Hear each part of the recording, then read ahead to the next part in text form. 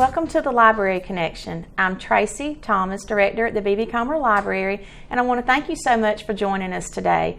It's so nice to have a way that we can come to you each week and just let you know about things that are going on at the library and bring you guests that we think are, tie in with our mission of providing services and materials and enrichment and entertainment and education and all those things that we want to do from the Comer Library. So we are appreciative so much to the people here at TV 47 for allowing us this opportunity to be with you each week.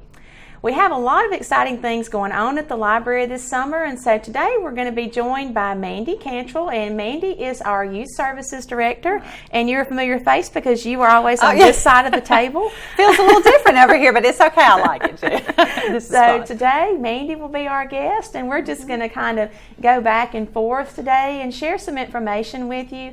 I thought today would be a really good opportunity for us to just kind of update people on what's been going on at the library, how our summer is going. We have got a lot of fun programs going on at the library. Yes, we do. A lot of busy time for you especially. Oh, but it's so much fun. I love the excitement and all the children in. It's just a really fun time. Well, it is. And so I thought today, what we could do is just kind of bring everybody up to date on what we've done so far with our summer reading program, what we have left. Yes. And then, as always, we want to show you some of the materials that we have in, because sometimes I know people run in and they have, 30 minutes on their lunch break, and they run in and they get something very specific, and then they leave again.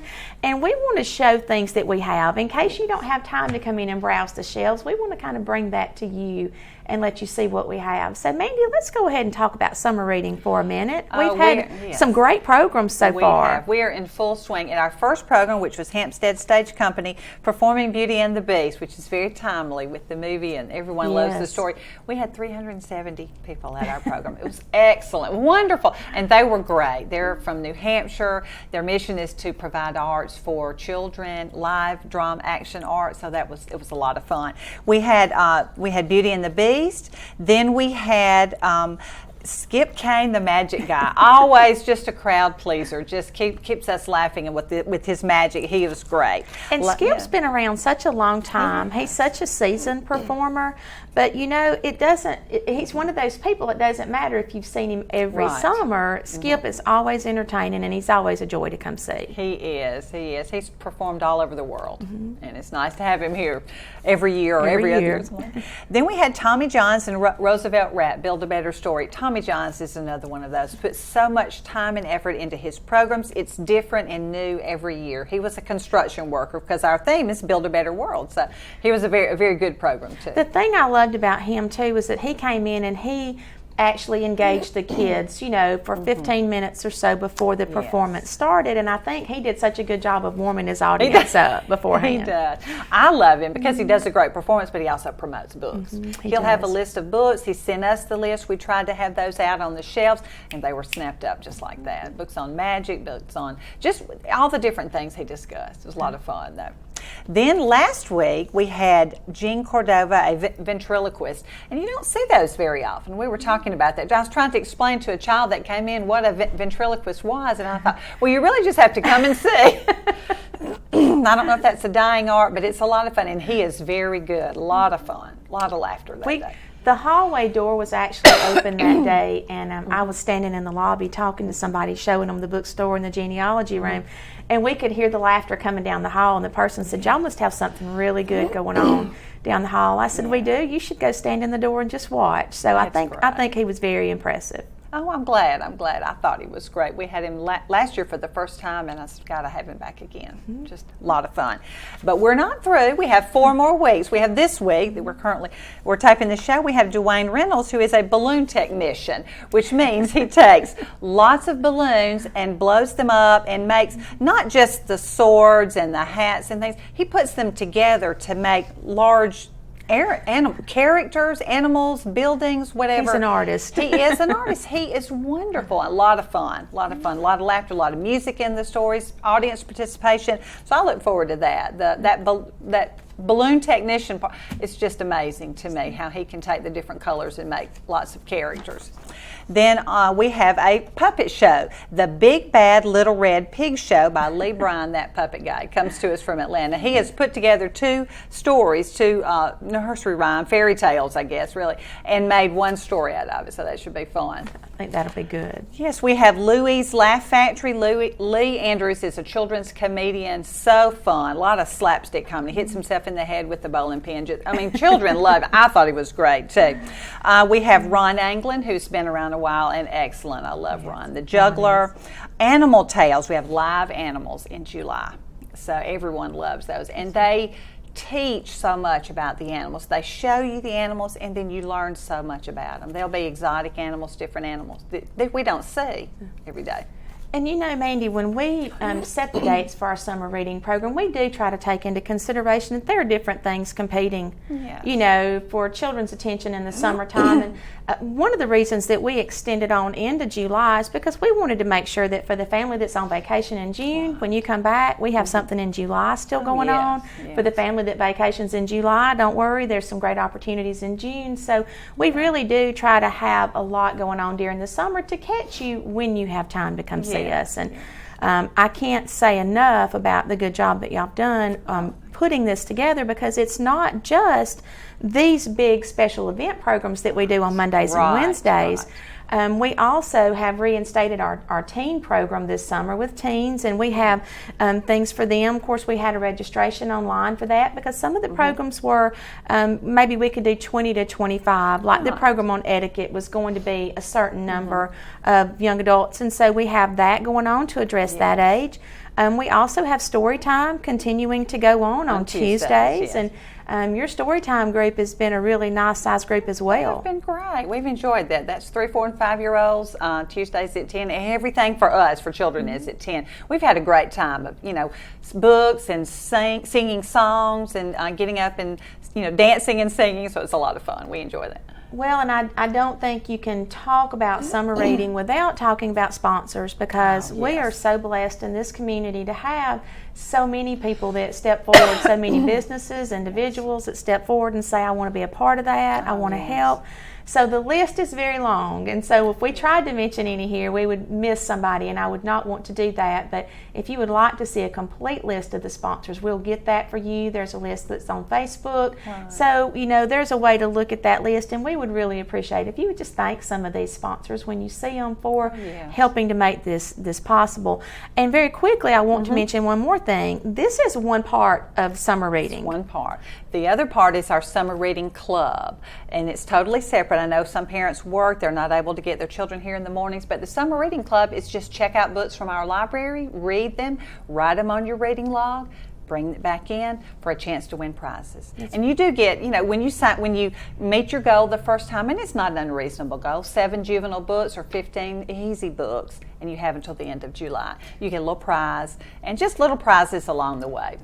And y'all got the department decorated so nice up there, and it's just inviting when the kids come in. So there's 2 ways to participate. You can do both things if you want to do the reading club and come to the programs. If you can't do the programs, you can always participate in the reading club at your own pace on your own days. So we're going to show you some new books that we have in case you want to participate in the reading club and are looking for something new, but we're going to take a quick break. Hi, it's Shawnee McNeil at South First Bank. This is a great time for you to buy or build a new home, or maybe refinance your present mortgage. Our rates are the lowest they've been in years, and that means saving you money. We've been helping our customers become homeowners in this area for nearly 70 years, and we can make our approvals right here in the office, and that means saving you time. We're located here in downtown Sylacauga. Come in and find South First, a better way to bank. Member FDIC, an equal housing lender. At Marble City Pharmacy, we're more than just a drugstore. Our gift shop boasts some of the most unique treasures you'll find anywhere. Come in and browse the vast selection of jewelry, purses, clothing accessories, and crafts. Let our friendly staff help you find that special card or gift for any occasion. Our dollar wall features selected sale items, and we stock a wide variety of specialty items. And if it is a drugstore you need, Marble City Pharmacy was named the 2015 McKesson National Pharmacy of the Year. Visit us today at Marble City Pharmacy. The Allen Companies of Sylacauga, with 3 locations to serve you: Highway 511, Highway 280, and Main Avenue. For all your convenience store needs, ice, drinks, snacks, and of course, some of the lowest priced gasoline at the pumps. It's the Allen Companies of Sylacauga. Highway 511, Highway 280, and Main Avenue. It's the Allen Company convenience stores. Welcome back to the Library Connection. I'm Tracey Thomas, the director at the B.B. Comer Library, and today I'm interviewing a familiar face. I'm interviewing Mandi Cantrell, our Youth Services Director. And Mandi, we've been talking about summer reading, and this is just kind of a midsummer's update, what's going on. But if you are looking for something new to read and you want to see what we have, you've got some new things to show us. Oh, I certainly do. I'm going to start with the young adult books. Those are some of my favorites, I think. The first one is Heartless by Marissa Mayer. This is the story of the Red Queen from Alice in Wonderland. Okay. It's kind of a neat story. Maybe, she was, it's before she became the wicked Red Queen, she was a young girl in love. And then turned to a mad woman, kind of who we all know is the one that said, "Off with their heads," That's so. This is a good read. I think we're kind of into those prequel books, and people like those. Everybody knows the story of Alice, so now we get to hear about the Wicked Queen before. I think people kind of feel like they're getting the other side of the story when they read one of these. I know. I read somewhere it says if you only read one fractured fairy tale, make it this one. So that's I like that. This book called Salt to the Sea, I have not read this. I started this and I'm going to finish it one day. It is great. It is about the greatest or the worst, I guess, maritime tragedy in history. It was the sinking of the Wilhelm Gustave in 1945 in the end of around World War II. It was filled with refugees, and this takes the story from 4 different kids who were on the boat there. I had never heard that. I love reading about history in a fictional sort of way, maybe. It's not like reading a book about history. It's reading a story. But yet I've learned some, not just from this book, but from others about history. So this is a great one. And Salt that's to the a great Sea. way to tie that into a history curriculum. It is, yes. This is Caraval, if I'm saying that correctly. This is Remember, It's Only a Game. It's by Stephanie Garber. This is about a game and 2 sisters in their love and how they're, trying to stick together during the game. It's another good read. It's a good one. Now, Mandi, let's talk about young adult just for a minute. When you look at a book like this, it's obvious, that this is a very thick book. It's written for a reader you can hold their attention for a longer span of time. We want to make one thing very clear about the difference between young adults, what sets them apart from other sections in the youth area. We have juvenile fiction, which you're about to show us some. When you become a really good reader, you can just about read anything in the library. If you're reading on a high enough reading level, what sets these things apart is actually the audience that the subject matter addresses. And so sometimes, the juvenile books go through the stages of development, like they like humor, they like jokes, they like fantasy, things like that. Yes, and then you'll see the young adult books start to deal more with issues that the kids deal with as they get older. And so we just always want to make that clear that that's really what separates these things, because you may find a book that's on a 4th grade reading level in the young adult section, but it's written to a young adult audience. And then we also have something for a young adult reader that may have a little bit of reading difficulty. Yes, they might be older, but they struggle with reading, and they still need the practice, but they don't want a small children's book, and I understand that completely. These are some books we've just acquired. They're small books. They're not very thick. This is called The Prom. It's the first book. It's put up part of the Shadowland series. We have 3 series, and then some other just standalone books. These are great. They're very simply written, not a lot of pages, not intimidating as a large book like that might be. So if you have an older child who struggles with reading, choose one of these. We have them upstairs. Just come and ask for them. They are excellent. They're on topics and pictures that look like something they would like to read. Well, and these are typically known as high-low readers. The subject matter is geared toward a high-level audience, such as a young adult reader. The prom. That's what this is. And so that's why the subject matter is a little bit more advanced than something you would see typically for a student that would read a book that size. But, if there's an older reader and they're having a little bit of reading difficulty, you don't want to put a Junie B. Jones in their hand because they don't want to be 10th grade in the high school walking down the hall with a Junie B. Jones. But something like this is something that they can be successful with their reading and not be afraid to show what they're reading. Right. So. It's certainly what their friends might be reading or what their friends would like to read, but they're not very thick, not intimidating. Very good. And great reads. So now let's take a look at some juvenile fiction books. Okay, let me slide these over. The very first one I want to talk about is Checked Out, which is a good thing. It is called Wonder by R.J. Palacio. Am I saying that correctly? I know the bit word. And this is going to be made into a movie starring Julia Roberts very soon, wonderful. I think. So this is an excellent book. It's about a little boy with deformities, facial. It says, whatever you think my face looks like, it really looks worse.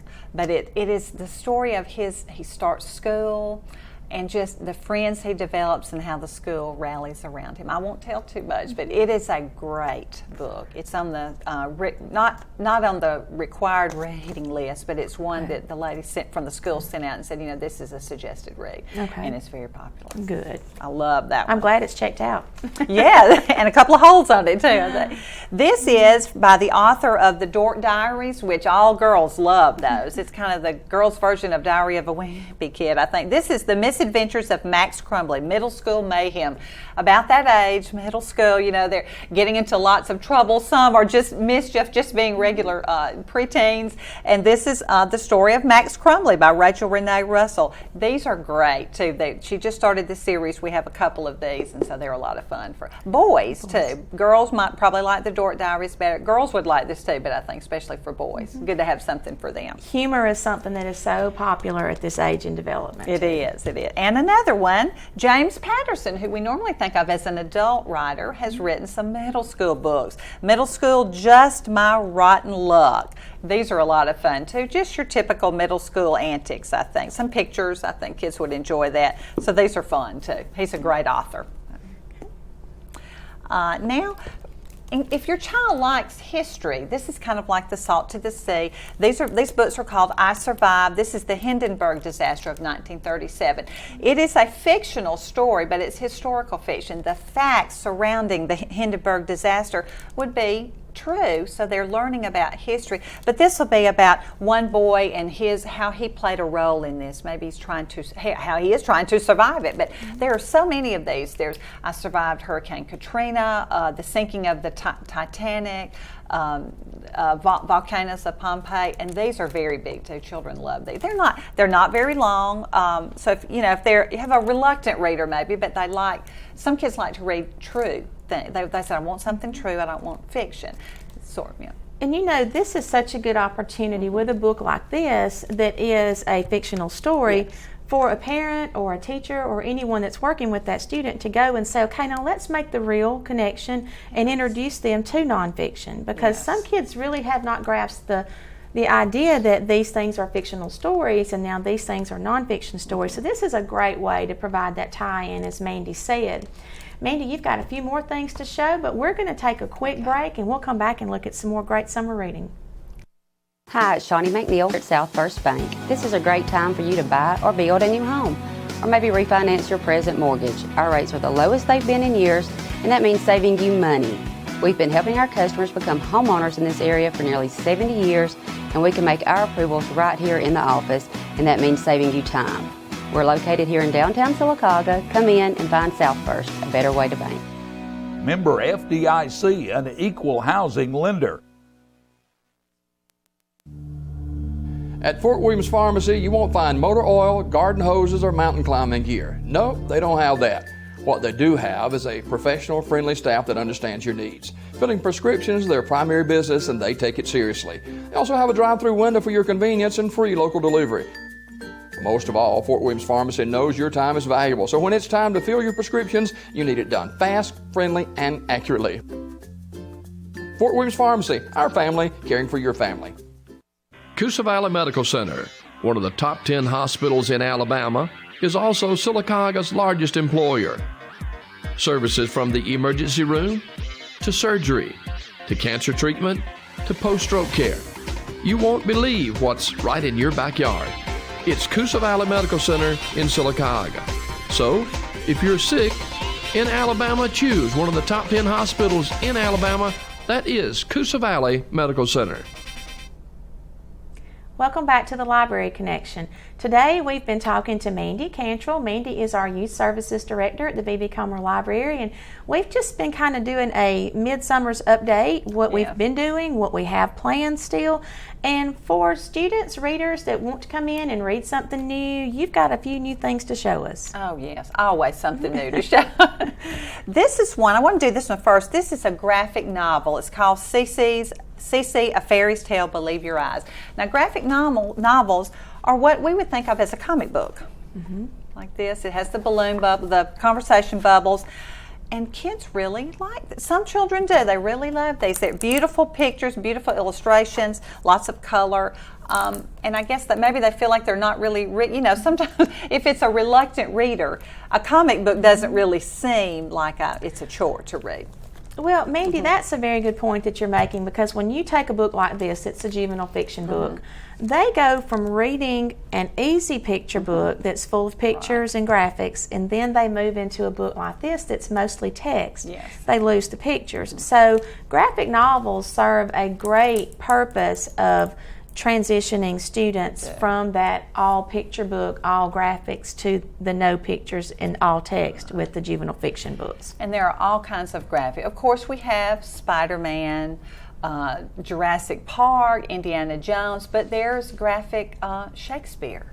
There's horror books, there's easy books, there's Jughead and Archie.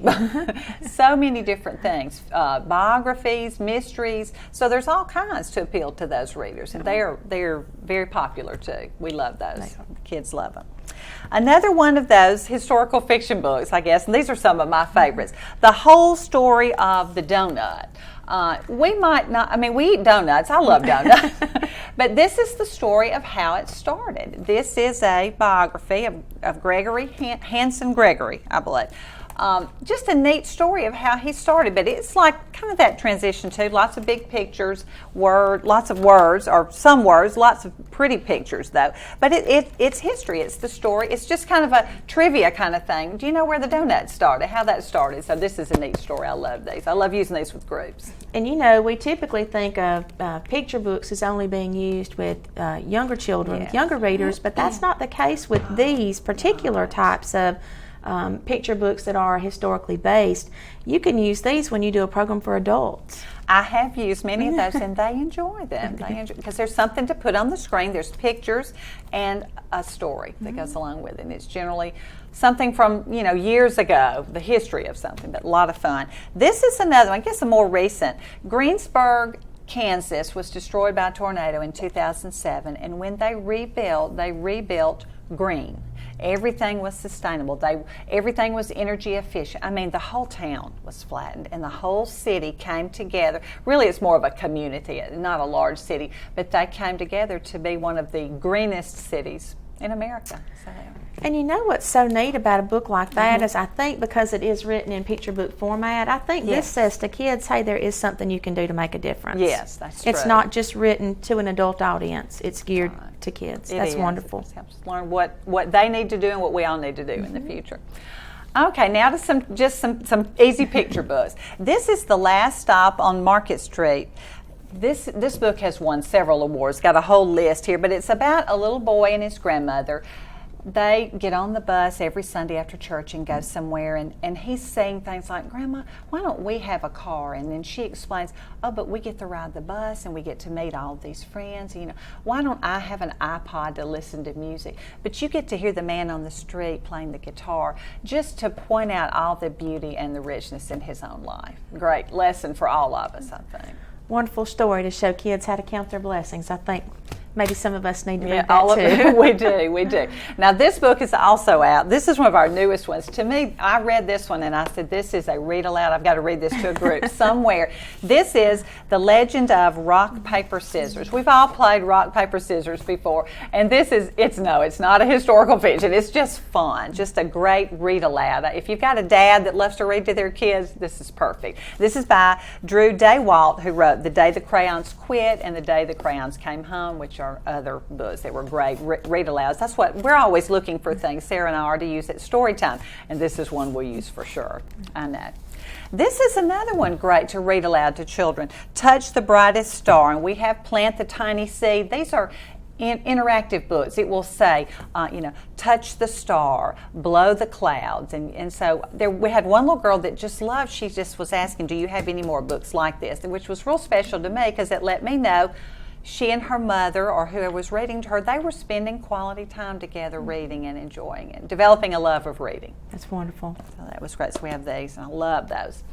Dick and Jane. If you're my age or close to that, you remember reading Dick and Jane when you were a child. And we have several of these, but now this is a collection of Dick and Jane stories, but we have the smaller books with the same pictures, Run, Sally, Run, Spot, Dick and Jane. And I think this is a way for parents to connect with kids. Hey, when I was little, when I was your age, this is what I read. And people ask for these. They're still good stories. We do have people that ask them, do you have any Dick and Jane readers? I want to show my kids what I grew up on. And that's fun to do that. Can't have a show without talking about Pete the cat. He is one of our absolute favorites. So many good stories. And this one is Sir Pete the Brave. And this one is written as one of our Blue Dots, my first reading. So it's written so maybe a first grader can read it or something like that. Simple words. Words you can sound out, pretty pictures, but everybody loves Pete. And just the story always has a good moral to the stories he has. And they're writing them all the time. They ask for Pete by name. Yes, definitely, definitely. This one, having been a teacher, and you can relate to this, this is A Letter to My Teacher by Deborah Hopkinson. This is a sweet story. I hope I can tell it. It's a little girl who talks about coming when she started to second grade, what her teacher meant to her and how she helped her. The little girl, maybe I was real fidgety and I didn't do really well, but the teacher helped her. And the little girl has grown up and written a letter back to her teacher, and she's going to be a teacher herself. So it's a sweet story. What a great suggestion for an end of the school year gift for your teacher. You could do a copy and have your own written note in there to your teacher. And it kind of tells us we need to go back and thank those people who meant a lot to us. Who played those parts, yes. Yes. Hotel Brews. This is a new author, I guess, that we have, or a new, not exactly a series, but we have 2 or 3 books on by Ryan Higgins about Hotel Brews. It's about a bear who lives with 3 dogs, and they have all kinds of antics. I mean, they've taken over his house when he hibernated, and he looks real grumpy and everything, but it's a fun read aloud to or read with someone. It's just their story of how they make it work. 2 different, a bear and 3 ducks, and how they make it work and live together, and how they love each other, miss each other when they're apart. Well, dinosaurs. We can't have enough dinosaur books, I don't think. This is How Do Dinosaurs Choose Their Pets? Everybody loves to read about dinosaurs. They're great. We always have so much that we want to show you, but you'll have to come to the library to see the rest of it. Yeah. So I want to thank Mandi so much for being on with us today, and thank you for joining us, and thank you to the TV station here, TV 47, for having us on. We hope that you'll come by and spend the rest of the summer with us at the Comer Library.